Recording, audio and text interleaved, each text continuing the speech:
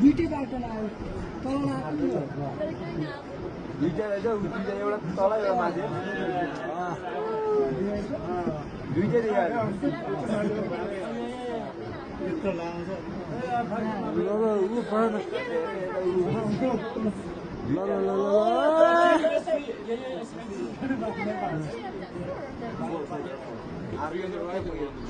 The one which is coming is coming up.